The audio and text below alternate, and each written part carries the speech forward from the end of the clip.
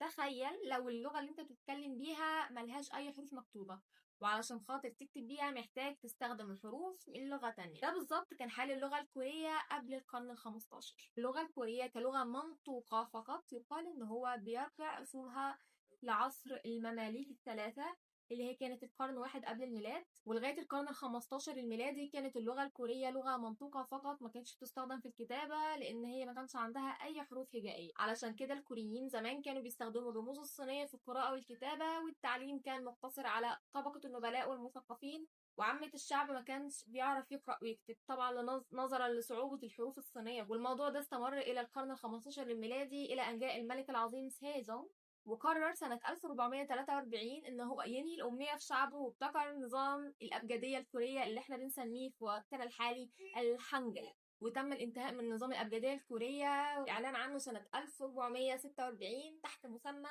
الأصوات الصحيحة لتعليم الشعب خنمينجونغنم.